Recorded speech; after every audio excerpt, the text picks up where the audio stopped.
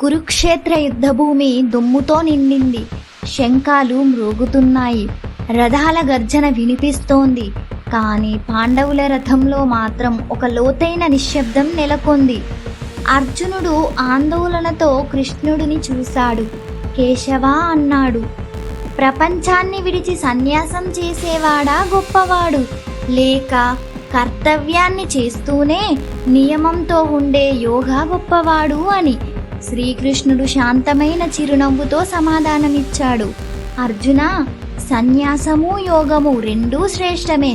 కానీ కర్మ ఫలాలపై ఆశలు వదిలేసి కర్తవ్యాన్ని చేయువాడు యోగివాడు. అతడే శ్రేష్ఠుడు. ఎందుకంటే సన్యాసి కేవలం క్రియలను విడిచిపెడతాడు. కానీ యోగి క్రియలను కొనసాగిస్తూ ఆత్మ నియంత్రణతో జీవిస్తాడు. యోగి ద్వేషించడు, ఆశించడు. గౌరవం వచ్చినా, అవమానం వచ్చినా, సుఖం వచ్చినా, దుఃఖము వచ్చినా, మిత్రుడు అయినా శత్రువు అయినా అతను సమబుద్ధిగా ఉంటాడు. అతను సమతుల్యుడు అని. కృష్ణుడు అర్జునునికి యోగి ధ్యానం చేసే విధానాన్ని వివరించాడు.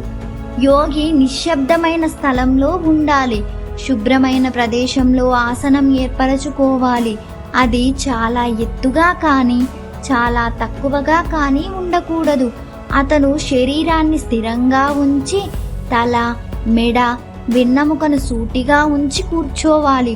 చూపును భ్రూమధ్యంలో నిలిపి భయాన్ని విడిచిపెట్టి మనసును నియంత్రించి ఆత్మలో లీనమవ్వాలి.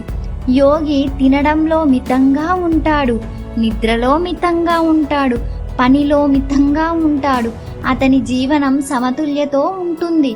అతి ఎక్కువగా కాకుండా అతి తక్కువగా కాకుండా మధ్య మార్గమే అతని మార్గం. ధ్యానం ద్వారా లభించే ఫలితం. కృష్ణుడు అన్నాడు, యోగి ధ్యానంలో స్థిరమవ్వగానే అతనికి ఒక ప్రత్యేకమైన ఆనందం లభిస్తుంది. అది ఇంద్రియాల ఆనందం కాదు, అది ఆత్మలోని నిత్యానందం. ఈ ఆనందం ఎప్పటికీ మారదు. దాన్ని ఏ దుఃఖము కదిలించలేదు. చివరగా కృష్ణుడు అన్నాడు, అర్జున, యోగి తపస్విని కంటే గొప్పవాడు. కేవలం శాస్త్రాలు చదివే పండితుని కంటే గొప్పవాడు. కర్మకాండలు చేసే కర్మకాండి కన్నా గొప్పవాడు. యోగులందరిలోనూ నన్ను ప్రేమతో ధ్యానించే, నాకు భక్తితో లీనమయ్యే యోగివాడే అత్యున్నతుడు అని.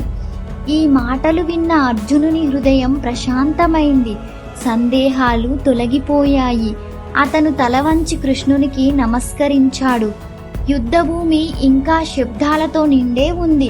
కానీ అర్జునుని అంతరంగంలో మాత్రం శాంతి రాజించింది. అతను తన విల్లును ఎత్తుకున్నాడు. ఇప్పుడు కేవలం యోధుడిగానే కాకుండా ఒక యోగిగా. వీడియో నచ్చిందా? అయితే లైక్, షేర్, సబ్స్క్రైబ్ చేయండి మోకీ టౌన్ కి. తర్వాతి వీడియోలో కలుద్దాం.